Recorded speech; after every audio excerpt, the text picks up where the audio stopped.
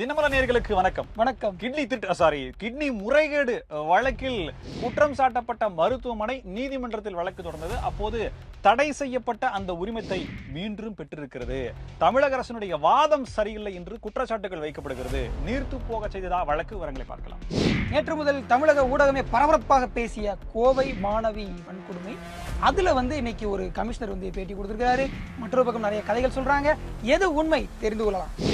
AIADMK OPS அணியில் இருந்த மனோஜ் பாண்டியன் இன்று கழகத்தில் இணைந்திருக்கிறார். என்ன கழகத்தில்? திராவிட முன்னேற்ற கழகத்தில் இணைந்திருக்கிறார். மீண்டும் ஒரு ஓபிஎஸ் ஆதரவாளர் வெளியே சென்றிருக்கிறார். அப்படியானால் நீங்கள் எப்படி அதிமுகவை காப்பாற்ற போகிறீர்கள் என்று கேள்வி. விவரங்களை பார்க்கலாம்.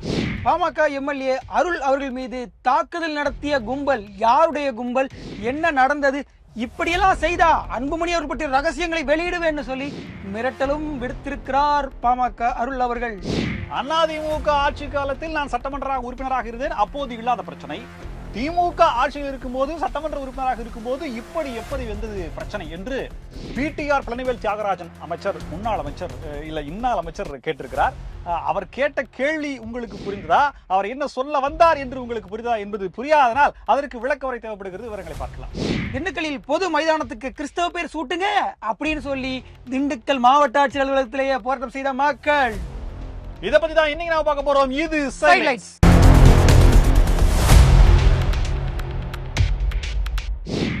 நேற்று நடைபெற்ற அந்த பெண்ணினுடைய வன்கொடுமை சம்பவங்கள் இதெல்லாம் பத்தி பிரபலமா போயிட்டு இருக்குல்ல. ஆனா கிட்னி முறைகேடு அப்படின்னு ஒண்ணு நடந்தது. திருட்டு கிடையாது. அதனாலதான் ஜாக்கிரதையா வார்த்தை பயன்படுத்துறேன். ஏன்னா 5 கிட்னி வாங்குற இடத்துல 10 கிட்னி வாங்கி முறைகேடு பண்ணிட்டாங்க. அப்படிதானே சொல்றீங்க? அதாவது என்னன்னா, ஒரு சோர்ஸ்ல இருந்து வந்த தகவல் எல்லாரும் சொல்றாங்க, நானும் சொல்லலாம்ல.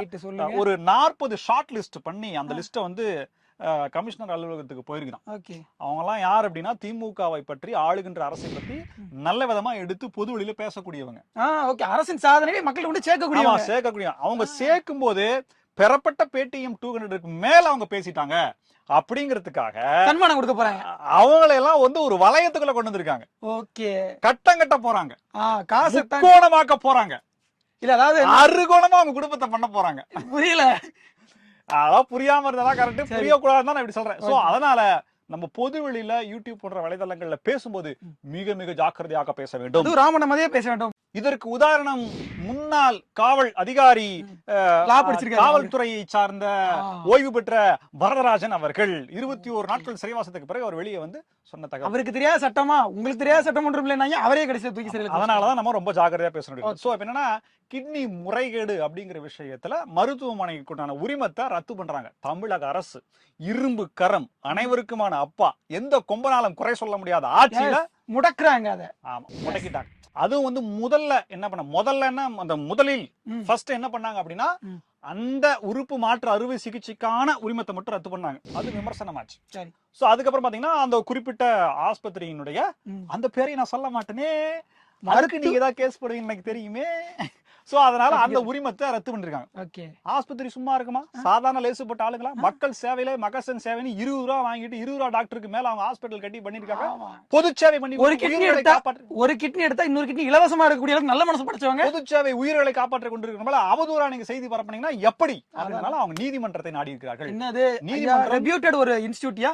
நல்ல மருத்துவம் எல்லாம் பாக்குறோம். எல்லாருக்கும் குறைஞ்ச சேவையில அரசு என்ன வாதம் வச்சுச்சு, அவங்க என்ன வாதம் வச்சாங்க அப்படிங்கறதுலாம் தெரியல. ஆனா அரசு வச்ச ஒரே ஒரு வாதம் மட்டும் தான் இன்னைக்கு பொது வெளிக்கு வந்திருக்கு. என்ன அப்படின்னா, ரத்து பண்ணீங்கன்னா ஐயா இது மக்கள் வேற மாதிரி பேசிடுவாங்க அப்படின்னு ஐபிசி செக்ஷன் 2538 பெருக்கல் 25 லட்சம் அப்படின்னு செக்ஷன்ல போட்டிருக்காங்க.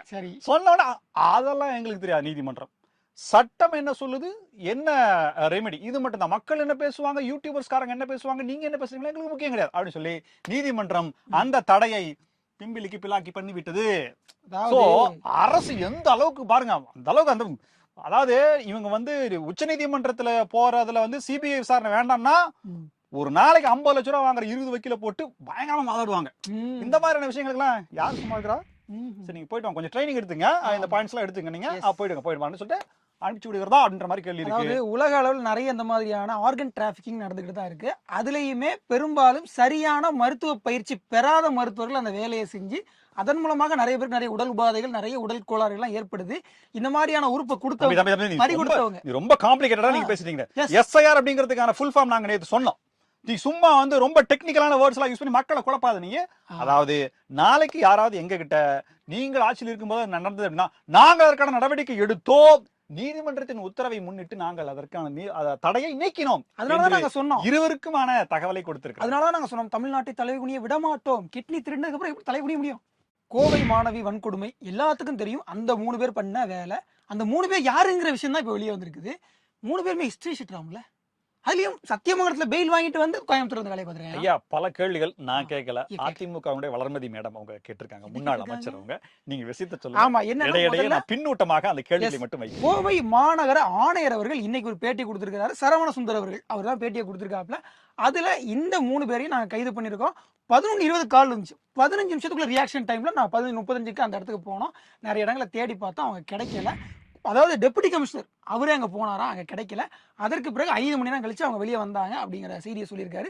அது போக இந்த 3 பேருமே அவங்க இன்னும் ஐடென்டிஃபை பண்ணல. ஐடென்டிஃபை பண்ணதுக்கு பிறகுதான் நாம வந்து அதை வந்து மீடியாவில் கொடுக்க முடியும். அதனால மீடியா யாரும் அவங்களுடைய 3 பேருடைய புகைப்படத்தை வெளியிடாதீங்க அப்படிங்கிற செய்தியும் சேர்த்து சொல்லியிருக்காரு. இப்போ இந்த இடத்துல ஒரு கேள்வி வருது, ஐடென்டிஃபை பண்ணாத 3 பேரை எப்படி சுட்டு பிடிச்சிங்கன்ற ஒரு கேள்வியும் இந்த இடத்துக்குள்ள இருக்குது. ரெண்டாவது சம்பவம் நடக்கும்போது இவங்க அங்க போயிருக்காங்களாமா, திருட்டு வண்டியில போனாங்கன்ற மாதிரி சொல்லியிருந்தாங்க. நேத்தே நம்ம அதை சொல்லியிருந்தோம். அப்படி போகும்போது இவங்க ஆயுதம் வச்சிருந்தாங்களா அப்படின்ற ஒரு கேள்வி இருக்கு. அப்பனா அவங்க என்ன வேலை பாக்குறாங்க? அவங்க வந்து 2 வேலை பாக்குறாங்க. ஒண்ணு வந்து மரம் வெட்ட போறாங்க, இன்னொன்னு லேத்துல வேலை பார்க்க போறாங்க அப்படின்ற மாதிரி சொல்லிருக்காரு. சம்பவம் நடக்கிறதுக்கு முன்னாடி அவங்க என்ன வேலை பார்த்திருந்தாங்க, அந்த வேலை பார்த்திருந்தாங்க அப்படின்னா அந்த பொருள் அவங்களுக்கு எங்கிருந்து கிடைச்சது அப்படின்ற சந்தேகப்படும்படியான கேள்விகள் இருக்கு. இதையெல்லாம் காவல்துறையை களங்கம் கற்பிக்கணும், காவல்துறையினுடைய இந்த விசாரணையில சுணக்கம் ஏற்படணும் அப்படின்ற பத்திரிகையாளர் கேள்வி அல்ல. இவர்கள் தான் அந்த படுபாதக செயலை செய்த உண்மையான குற்றவாளிகளா அப்படின்னு சொல்லி அதிமுகவினுடைய வளர்மதி முன்னாள் அமைச்சர் அவங்க கேள்வியா முன்வைக்கிறாங்க. எல்லாமே பத்திரிகை செய்தியாகத்தான் இருக்கு. பெண்ணு 3 பேரையும் அடையாளம் காட்டல. கம்ப்ளைண்ட் கொடுத்த அந்த ஆண் நண்பரும் வந்து அந்த அடையாளம் காட்டல. சோ இந்த 3 பேரை எந்த அடிப்படையில் இவர்கள் தான் என்று காவல்துறை சொல்றது எப்படி நம்புவது அப்படின்ற ஒரு வேலிட் பாயிண்ட் வச்சிருக்காங்க. இப்போ இந்த இடத்துல களத்துல இருந்து நமக்கு கிடைக்கிற செய்தி என்ன அப்படின்னா, முதல்ல சரவணம்பட்டி செக் போஸ்ட் தாண்டி அவங்க எப்படி போனாங்க? 3 பேரும் ஒரே வாகனத்துல போனாங்க. ட்ரிபிள்ஸ் போறதை எப்படி இவங்க அலோவ் பண்ணாங்க?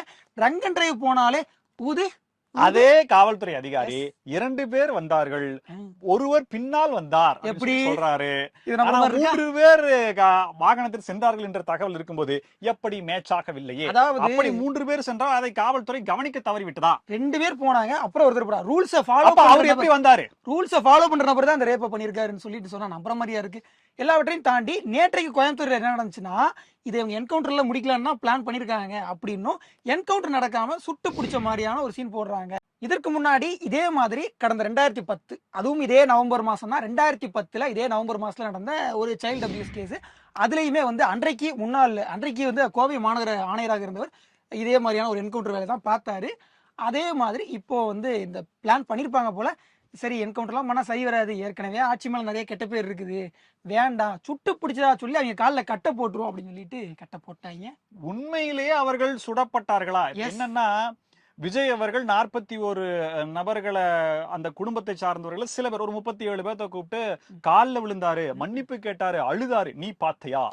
அந்த 41 பேர்ல 37 பேர்த்துல ஒருத்தர் வந்து விஜய கண்ணத்துல அரைஞ்சிட்டாரு. நீ பாத்தையா? அப்ப நீ மட்டும் இத காலில் விழுந்ததை பாத்தியான்னு சொல்லி அறிவுபூர்வமான கேள்வி வச்சாங்க. சோ சுட்டத நாங்க பார்த்தோமா, நீங்க அந்த இடத்துல சுடுவதற்கான காயம் இருக்குதான்ற கேள்வியும் வைக்கிறாங்க. அந்த இடத்துல சுடுவதற்கான தேவை இருந்தா மட்டும் தான் சுடணும். சோ அந்த நெசசிட்டியும் இருந்துச்சா அப்படிங்கிற ஒரு கேள்வி இருக்கு. அரசு தன்னுடைய தோல்வியை மறைப்பதற்காக இந்த மாதிரி சுட்டு கற்று போட்டுக்காங்க அப்படிங்கிற ஒரு கேள்வியும் இருக்கு. அதிமுகவினுடைய ஆலங்குளம் சட்டமன்ற உறுப்பினர் மனோஜ் பாண்டியன் திமுகவில் கலந்தார். சூப்பர். பிஹெச் பாண்டியன் அவருடைய மகன். அவர் வந்து எம்ஜிஆர் அவர்களோடு அவர் எந்த அளவுக்கு நெருக்கமாக இருந்தார், அதிமுகவுக்கும் பிஹெச் பாண்டியன் அவர்களுக்குமான நெருக்கம், நட்பு, இணைப்பு, பிணைப்பு, சங்கிலி தொடர்பு அப்படிங்கறதெல்லாம் எவ்வளவுன்றத பாண்டியன் அண்ணாச்சினாலே ஒரு மரியாதை. ஆமா, தராசு சியாமையா சொல்லியிருக்காரு, நீங்க போய் பாருங்க. சோ அந்த அளவுக்கு இருந்தவரு. இப்போ என்னன்னா அதிமுகவுக்கு எதிராக இருக்கிறவங்க எல்லாம் முக்கியமானவர்கள் ஒரு 5 நபர்கள். அதுல இப்ப செங்கோட்டையன் சேர்ந்திருக்கான்னு வச்சுங்க, சசிகலா, ஓபிஎஸ், டிடிவி, செங்கோட்டையன். இவங்களுக்கு ஆதரவா இருக்கக்கூடிய சில நபர்கள் இருக்காங்க இல்லையா, ஒரு 5 எம்எல்ஏ இருந்தாங்க. இப்ப என்னன்னா இவங்க எல்லாம் சேர்ந்து அதிமுகவை பலவீனப்படுத்துகிறார்கள். இவங்க தான் வெயிட், அதிமுக ஒண்ணும் இல்ல அப்படின்ற மாதிரி சொன்னாங்க இல்லையா? ஐயா ஓபிஎஸ் உங்களுக்கு பின்னாடி இருந்த ஒருத்தர் இங்க திமுகவுக்கு போயிட்டாரையா? அதாவது மருதழகராஜ், மனோஜ் பாண்டியன், இந்த மாதிரி ஒரு 4-5 பேர் தான் எனக்கு தெரிஞ்ச அவர் பின்னாடி இருந்தாங்க. பெங்களூர் மணிகண்டன் அவரு என்னன்றது தெரியல. கேசி பழனிசாமி அவரு என்னன்றது தெரியல. அவர் தனித்து இயங்குறாரு. சரி, இவ்வளவு பேர் இருக்கிறாங்களே, இப்போ எதிரணியா இருக்கிறவங்க இப்படி இப்படி அப்படின்ற மாதிரி தான் இருக்குது. சோ இவர் திமுகவுக்கு போயிருக்கிறத உண்மையிலேயே திமுகவின் பி டீம் யார் அப்படிங்கறத சொல்லாமல் சொல்கிறார்களா அப்படின்றதும், அங்க போய் சேர்ந்துட்டு வெளியில வந்து சொல்றாரு பாத்தீங்களா, தான் எங்க இருந்து போனாரோ ஓபிஎஸ் பத்தி அவர் எதுவுமே பேசல.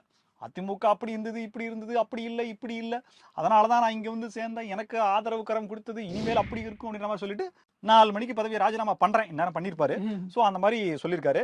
சோ இவர்களுடைய எண்ணம் என்ன அப்படிங்கறத இந்த இடத்துல இருந்து நாம் புரிந்து கொள்ளலாம். அப்படிங்கறதையும் தாண்டி இன்னொரு வரலாற்று சிறப்புமிக்க சம்பவம் திமுகவில் நடந்திருக்கிறது. இருங்க, அன்வர் ராஜா, அப்புறம் வேற யாரு, மைத்ரேயன் அவர்கள். இப்போ வந்துட்டு நம்ம ஐயா மருதழகராஜா போனாப்ல, அவர் தான் கூப்பிட்டாரு, மனோஜ் பாண்டியன் போயிட்டாருன்னு சொல்றாங்க. ஆலங்குளம் தொகுதியில் மீண்டும் போட்டியிட்டு வெற்றி பெறுவதற்கான ஒரு அரசியல்வாதியாக அவர் எப்படி சிந்திக்க வேண்டும் அப்படிங்கறத வந்து ஒரு அரசியல் விமர்சகர் சொல்லியிருந்தாரு. அதாவது இப்ப நான் என்ன சொல்ல வரேன்னா, திமுகவில் 234 தொகுதிக்கு ஆள் இல்லையா? அதிமுகவிலிருந்து திமுகவில் போட்டியிட, சட்டமன்ற உறுப்பினராக போட்டியிட ஆட்கள் தேவைன்னு ஏதாவது வாண்டட் லிஸ்ட் கொடுத்தாங்களா? பூரா இங்கிருந்தே போய் நிக்கிறாங்களா? ஏற்கனவே போனவங்களே அங்க நிறைய பேர் இருக்கிறாங்களே. மனோஜ் பாண்டியன் அவர்கள் திரும்ப திமுக வந்து ஆட்சி அமைத்தால் அமைச்சரா கூட ஆகலாம், இது நடக்கட்டும். அதே நேரத்தில் திமுக ஒரு சம்பவம் நடந்திருக்கு. அது என்னது? பொன்முடி அவர்களுக்கு மீண்டும் பிடுங்கப்பட்ட பதவி அவருக்கே பட்டம் பறந்து மடியில் விழுந்திருக்கிறது. ஓ சரி சரி. கழகத்தினுடைய துணை பொதுச்செயலாளர் மறுபடியுமா? ஓகே, இன்னொருத்தருக்கு வேற சேர்த்து கொடுத்திருந்தாங்க. 7 பேருக்கு பிரித்து எல்லாத்தையும் சண்டை போடாதீங்கப்பா எல்லாத்தையும் கொடுத்துருக்காங்க. 5 கிடையாது 7. ஆமா, என்னன்னா அதிமுக கேள்வி வச்சிருக்காங்க. ஐயா, பெண்களை சிறப்பித்து, பெண்களை உயர்வாக, பெண்கள் கண்ணியமிக்க வார்த்தைகளால் பெண்களின் புகழ்பாடி, தமிழக பெண்களினுடைய உயர்வை போற்றி அவர் உதிர்த்த முத்துக்களை எல்லாம், வாழ்த்துக்களை எல்லாம் நீங்கள் எப்படி எடுத்துக்கொள்கிறீர்கள்? ஓகே, அதாவது 6 மாசம் கூட எனக்கு தெரிஞ்சு 6 மாசம் தான் இருக்கு துணை புடுங்கினது. இப்போ திரும்ப கொடுத்துருக்காங்க. இதுக்கு நேரத்தில் அமைச்சர் பதவியோட புடுங்கினாங்க, அதிகமாக அதையும் கொடுத்துருவாங்க தான் நினைக்கிறேன். இதை திமுக எப்படி இருக்கிறது? ஒரு 6 மாதம் அவரை விட்டுவிட்டால் அவர் மீண்டும் புனிதராகி விடுவார், ஞானஸ்தானம் எடுத்து அவர் மனித புனிதராகி விடுவாரா? அவரை மீண்டும் நீங்கள் திமுகவில் இணைத்துக் கொள்ளலாமா? அதெல்லாம் பிரச்சனை கிடையாது. நம்ம துரைமுருகன் ஐயாவுடைய மகன் கதிரானந்த் அவர்கள் ஆஃப் செஞ்சுரி போட்டார் இல்லையா, 50வது பிறந்தநாள் கொண்டாடினார் இல்லையா, இப்ப பாருங்க மாவட்ட செயலர் ஐட்டப்ல. சோ அவர் வந்து அடுத்து வந்து ராணிப்பேட்டை அந்த பகுதியில் வந்து கொடி கட்டி பறக்க போறாரு. அவரும் ஐயா துரைமுருகன் போலவே வந்து ஒரு வணங்காம முடியாக இருக்கு. சம்பந்தப்பட்ட கட்சிகள் போஸ்டர் ஒட்டும், கொடி கட்டும், தொண்டர்களுக்கு, மானசீக தொண்டர்களுக்கு அந்த மறைந்த கருணாநிதி அவர்களுடைய அந்த பேரை சொன்னாலே அப்படி ரத்தம் கொதித்தெழுந்து வேலை செய்யக்கூடிய கழக உடன்பிறப்புகளுக்கு இன்னும் 5000 வருடங்களுக்கு உங்களுக்கு அதே வேலை தீர்மானிக்கப்பட்டிருக்கிறது என்பதை இதன் மூலமாக நாங்கள் தெரிவித்துக் கொள்கிறோம். பாமக எம்எல்ஏ அருள் அவர்கள் ஏற்கனவே பாமகவில் பிரச்சனை போய்கிட்டு இருக்குது. அப்பாவுக்கும் மகனுக்கும் இந்த லெவலுக்கு தான் இருக்குது. அதாவது ஒரு மாடு மேய்க்கிற பையனுக்கு அறிவு அப்படின்றதெல்லாம் ஒப்பிட்டு அது பேசுறதெல்லாம் ரொம்ப ஓவரா போய் அதை தாண்டி இப்ப கொலை முயற்சின்ற லெவலுக்கு, தாக்குதல்ங்கிற அளவுக்கு அவர் குற்றம் சொல்றாருங்க. அப்படிதான் சொல்லணும். நீங்க பத்திரிகையாளர் ஜாக்கிரதையா பேசுங்க. தாக்குதல் முயற்சி, அதை கொலை முயற்சி நம்ம சொல்றாங்க. அவ்வளவுதான். அது யாருன்றதெல்லாம் போலீஸ் இன்வெஸ்டிகேஷன்ல தெரியும். சேலம் மாவட்டம் வாழப்பாடியில தன்னுடைய ஆதரவாளர்களை சந்திப்பதற்காக பாமக அருள் அவர்கள் அந்த கிராமத்துக்கு போறாப்ல. போற இடத்துல எதிர்த்த ஒரு 4 பேர் வந்து கம்பியோட, கட்டையோட, கத்தியோட படம் மாதிரி பொருளோட வந்துட்டாங்க. ஆமா, இரும்பு ராடோட வந்துட்டாங்க. ஆனா நீங்க உள்ளே உட்காருங்க, வெளியே வராதீங்கன்னா நாங்க பாத்துக்கிறோம், உள்ளே உட்காருங்க அப்படின்னு சொல்லிட்டு அவங்க சேஃப் கார்ட் பண்ணி அவருடைய ஆதரவாளர்களும் அவருடைய தொண்டர்களும் வந்து அவர் அப்படியே பாதுகாத்து பத்திரமா கூட்டு வந்துட்டாங்க. கூட்டு வந்து அப்படியே ட்ரோன்ல மிசைல் அனுப்புறாங்க. அப்புறம் ஹைப்பர்சோனிக் ஏவுகணை வருது, F-16 போர் விமானம் அங்கிருந்து குண்டு போடுது. அவர் அமெரிக்கா இல்ல, அவர் அமெரிக்கா இல்ல, இவர் அப்படியே கையில கத்தி வச்சுட்டு அப்படியே எல்லாத்தையும் தடுத்துட்டு இருக்காரு. அவர் புதினும் கிடையாது, அவர் ரஷ்ய அதிபரும் கிடையாது. ஓகே, என்னன்னா அந்த பேட்டி கொடுக்கும்போது அவர்கிட்ட கேள்வி கேட்கறாங்க, என்ன சார் நடந்துச்சு அப்படின்னு சொல்லிட்டு. நாங்க வந்து வந்துகிட்டு இருந்தோம், வரும்போது வந்து எங்களை அப்படி வழிமறிச்சு 3 பேர் கத்தியோட ராடெல்லாம் வந்தாங்க. இப்போ நானும் இன்னொருத்தரும் வந்து அறிவிச்செல்வன் இன்னொருத்தர் அவரும் சேர்ந்துதான் ஐயாவுக்கு கூட்டம் போட்டு மக்கள் அவ்வளவு பேரை வர வச்சோம். சேலத்துல கூட்டம் போடுற உடனே அன்புமணிக்காக வந்து தாங்கிக்க முடியல, இப்போ உன்னைய கொல்ல சொல்லி அன்புமணி சொல்லிட்டாடா அப்படின்னு அருள் அவர்கள் சொல்றாரு. சோ அறிவுச்செல்வனை பற்றின பல தகவல்கள், ரகசியங்கள், ராணுவ அறிவுச்செல்வன் இறந்துட்டாரு, அவருடைய கொலை பற்றின விஷயங்களை நான் சொல்லுவேன் அப்படின்னு ஒரு இக்கு வச்சிருக்காரு. யாரு என்னன்னு தெரியல. ஸோ இது ஒரு பெரிய பிரச்சனையாக பாமக மாறி இருக்கு. தன்னுடைய தந்தையவே கொலை செய்ய முயற்சி பண்ணாருங்கிற மாதிரியான வார்த்தைகள்லாம் வந்துட்டு இருக்கு. ஸோ பாமகவில் இப்படிப்பட்ட ஒரு பிரளயம் உருவாகும் யாருக்குமே நினைச்சிருக்க மாட்டாங்க. அப்படிப்பட்ட பிரளயமாக உருவாகிக்குது. அது என்னமோ தெரியல, மதுரை சில நாட்களாக பிரேக்கிங் நியூஸாவும் ஹெட்லைன்ஸாவும் வந்துட்டு இருக்கு. தூய்மையற்ற நகரங்கள். ஆமா, அது ஒண்ணு. இப்ப பாத்தீங்கன்னா பிடிஆர் பழனிவேல் தியாகராஜன் ஐயா அவர்கள், அமைச்சர், மாண்புமிகு அமைச்சர் அவர்கள் என்ன நேர்மையான மனுஷன். சொந்த தொகுதிக்காக 3வது முறையாக சட்டமன்ற உறுப்பினர் ஆவதற்கான ஆயத்த ஏற்பாடுகளை அவர் கவனித்துக் கொண்டிருக்கும் போது அங்க இருக்கக்கூடிய மக்களுடைய குறைகளை கேட்டுக் கொண்டிருக்காங்க. அவருக்கு இந்த முறை சீட்டு கிடையாதுன்னு சொன்னாங்க. அதெல்லாம் நீங்க எப்படி சொல்லலாம், அதை ஓடற சொல்ல மாநிலங்களவைக்கு அனுப்ப போறாங்களாமா. அவர் சட்டமன்றத்துல பேசும்போது நம்மளே எடுத்து பேசுறாரு, சரியில்லை அப்படின்னு சொல்லிட்டு. இங்கேயும் அப்படிதான் பேசியிருக்காரு. அதாவது நீங்க சமூக ஊடகங்கள்ல பாருங்க, அவர் பேசினதை வந்து திமுகவுக்கு எதிராகவும் எடுத்துக்கலாம், திமுகவுக்கு சாதகமாகவும் எடுத்துக்கலாம். அது எப்படியுமே புரியாது. மணிரத்ன படம் 10 படத்தை ஒரே படமா ஸ்ட்ரிங் பண்ணா எப்படி இருக்கும், அந்த மாதிரி இருந்தது. நான் உங்களுக்கு இப்ப அதை தெளிவா குழப்பமா சொல்றேன். அதாவது 2016 இருந்து 2021 வரைக்கும் அதிமுக ஆட்சி காலத்துல நான் சட்டமன்ற உறுப்பினராக இருந்தேன். அப்பவே எந்த பிரச்சனையும் இல்ல. ஆனா 2021 இருந்து இப்போ கிட்டத்தட்ட வச்சீங்களேன் 2026 வச்சீங்களேன், இந்த வருஷத்துல நீங்க பிரச்சனை இருக்குன்னு சொல்றீங்கன்னா, அப்போ இல்லாத பிரச்சனை இப்போ எப்படி வந்துச்சு சொல்லுங்க. அப்ப இருந்தது என்ன மாறிடுச்சு? ஆட்சி மாறிடுச்சு. அப்ப இருந்து என்ன மாறிடுச்சு? ஆட்சி மாறிடுச்சு. ஆட்சி மாறிடுச்சு. அதிமுக ஆட்சி, திமுக ஆட்சி மாறிடுச்சு. இப்ப இது எப்படி உருட்டுறாங்க அப்படின்னா, 2 விதமா உருட்டுறாங்க. ஒண்ணு வந்து அப்பயே பிரச்சனை இல்ல, இப்போ பிரச்சனை இருக்கு அப்படின்றாங்க. அப்பயே பிரச்சனை இல்ல, இப்ப எப்படி பிரச்சனை வரும்? அதாவது அதிமுக ஆட்சி கிட்டத்தட்ட நல்ல சர்டிபிகேட் கொடுத்துட்டு திமுக ஆட்சி மோசமா இருக்கு, என் தொகுதியவே கவனிக்க மாட்டேங்கிறாங்க, அமைச்சர் தொகுதியை கவனிக்க மாட்டேங்கிறாங்க. அவங்க சொன்னது காவா அடைப்பு, டிச்சு அடைச்சிக்கிச்சுன்னு சொல்றாங்க. ஐயா 2016 ஒருத்தர் டிச்சை கிளீன் பண்ணா அடுத்த ஒரு 500 ஆண்டுகளுக்கு டிச்சு அடைக்காதாயா? என்னையா அடைக்குமே, மாசம் மாசம் கிளீன் பண்ணுங்க அப்படின்னு அவர் காவா அடித்து கொண்டது சொன்னா நம்ம எனக்கு நல்லா தெரியும் அப்படின்னு என்னமோ டெய்லி வந்து பாத்துட்டு போற மாதிரி அவர் சொல்றாரு. சோ நீங்க தொகுதியில நீங்க ஜெயிக்கணும், 2வது நீங்க வந்து சு வெங்கடேசனை பீட் பண்ணி மேல வரணும் அப்படின்ற மாதிரி ஒரு நாடாளுமன்ற ஒரு ஆளா மாநிலங்களுக்கு போறீங்க. மக்களை நேர்மையான ஆள்னு ஒரு நல்ல பேர் இருக்கு. நீங்க இந்த மாதிரி எல்லாம் பண்ணி நீங்களே ஆள் செட்டப் பண்ணி இதெல்லாம் பண்ணீங்கன்னு சொல்லலாம்.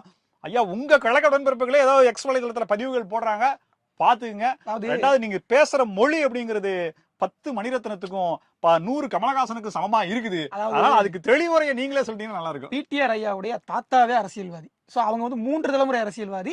சு வெங்கடேசன் வந்து நேற்று வந்தவர். அவர் வந்து அவரெல்லாம் நீங்க வந்து பிடிஆரோட ஒப்பிடக்கூடாது. அவரையெல்லாம் மிஞ்சிற அளவுக்குலாம் போட்டியெல்லாம் கிடையாது. அவர் வந்து இன்றைக்கு தொகுதியை பயங்கரமா கவனிச்சிட்டு இருக்காரு. பாருங்க, தமிழ்நாட்டிலே அதிக வாக்கு வித்தியாசத்துல பிடிஆர் வெல்ல போறார், சீட்டு கொடுத்தா. Correct correct. இன்னொன்னு என்னன்னு பாத்தீங்கன்னா, நம்ம அதிமுக தலைமையகத்துல வந்துட்டு எல்லாம் தகவல் தொழில்நுட்ப அணியினுடைய கூட்டம் நடக்குது. அதுக்கு அந்த வர்றாங்க. அதெல்லாம் சொல்லக்கூடாது, நம்ம தகவல் தொழில்நுட்ப அணி அவ்வளவுதான். சரி, நடக்கும்போது பாத்தீங்கன்னா பேனர் ஒண்ணு வைக்கிறாங்க. 2538 பேர்கள் 25 லட்சம். இவன் என்ன போலீஸ் அப்படியே மொத்த கூட்டம் வந்து எடுப்பா பேனர், இந்த பேனர் சகப்பு கலரா இருக்குது, வாகன ஓட்டிகள் ரொம்ப இடைஞ்சலா இருக்குது, ரிஃப்ளெக்ட் ஆகுது, பக்கத்துல இருக்கிற வீடு எல்லாம் தெரியல, இது ரொம்ப இடைஞ்சலப்பா எடுக்கணும் சொன்னா சரி அவன் எடுத்துட்டாங்க. இங்க எடுத்துட்டு அதிமுக தலைமையகத்துக்கு உள்ள ஒரு எல்சிடி போர்டு ஒண்ணு வச்சிருக்காங்க, பெரிய டிவி, அதுல போட்டு விட்டுறாங்க. ஐயோ என்னடா இது சத்திய சோதனை அப்படின்ற மாதிரி எடுக்க முடியாது. அங்க எப்படி போய் எடுக்க முடியும், சத்திய சோதனை வரை போச்சு. அந்த 2538 பேர்கள் 2.5 லட்சம் 25 லட்சம் அப்படிங்கிறது என்ன அப்படிங்கறத உங்கள் பார்வைக்கு, உங்களுடைய 7ஆம் அறிவுக்கான பார்வைக்காக அமலாக்கத்துறையுடைய அமௌண்டா இருக்குமோ? திண்டுக்கல் மாவட்டம் பஞ்சம்பட்டி அப்படிங்கிற ஒரு கிராமம் இருக்கு. அந்த பஞ்சம்பட்டி கிராமம் ஆத்தூர் தொகுதியை சேர்ந்த கிராமம். அந்த கிராமத்துல பாத்தீங்கன்னா ஒரு 3000 குடும்பங்கள் இருக்காங்க. கிட்டத்தட்ட 2500 கிறிஸ்தவ குடும்பம், ஒரு 100 குடும்பம் ஹிந்து குடும்பம். இந்த வந்து ஹிந்து வந்து மைனாரிட்டி. ஆமா, அதுல பாத்தீங்கன்னா ஒரு 300 வருஷம் பழமையான ஒரு கிறிஸ்தவ தேவாலயம் அங்க இருக்குது. பக்கத்திலே அரசனுடைய பொது மைதானம், அதுக்கு பக்கத்துல இந்துக்களுடைய ஒரு கோவில் இருக்கு, ஒரு காளி கோவில், அப்புறம் ராமர் கோவில், அந்த 2 பக்கத்துல இருக்கு. இப்ப என்னன்னா, இந்த கோயிலுக்கு கும்பாபிஷேகம், அந்த இடத்துல இருந்து பக்கத்துல இருக்கக்கூடிய பொது மைதானத்துல ஒரு அன்னதானம் போட்டுடலாம், எல்லா மக்களும் நல்லா வயிறு சாப்பிட்டு போட்டு அப்படின்னு சொல்லி அவங்க ஒரு திட்டம் போட்டிருக்காங்க. நல்ல விஷயம் தானே, அப்படி நடந்துட்டு போடி அப்படின்னு. அப்போ பக்கத்துல கூடிய கிறிஸ்தவ அந்த தேவாலயத்துல உள்ளவங்க என்ன சொல்லியிருக்காங்கன்னா, நம்ம தான் அதிகமா இருக்கோம், இந்த மைதானத்துக்கு பாஸ்க் மைதானம் அப்படின்னு சொல்லிட்டு கிறிஸ்தவ பேரை வச்சிடணும் அப்படின்னு ஆசைப்பட்டிருக்காங்க. அதுல எந்த தப்பு இல்லை. இப்போ அவங்க அந்த இந்து மக்கள் வந்து அன்னதானம் போடும்போது அன்னதானம் வந்து அனுமதி கேட்டிருக்காங்க. இவங்க அனுமதி கொடுக்கல. முதல்ல காவல்துறையிட்ட கேட்டிருக்காங்க, கலெக்டர் கேட்டிருக்காங்க, அனுமதி கொடுக்கணும்னா மதுரை உயர்நீதிமன்ற கிளையில மனுவை போட்டு அனுமதியை வாங்கிட்டாங்க. அன்னதானம் போடுறதுக்கு முயற்சி செய்த போது அந்த கிறிஸ்தவ மக்கள் எதிர்ப்பு தெரிவிச்சிருக்காங்க. அதற்கு பிறகு திண்டுக்கல் மாவட்ட ஆட்சியருடைய அலுவலகத்துக்கு முன்னாடி சாலை மறியல் போராட்டம் பண்ணியிருக்காங்க. அது மட்டும் இல்ல, அரசாங்கங்களும் ஒப்படைச்சிருக்காங்க.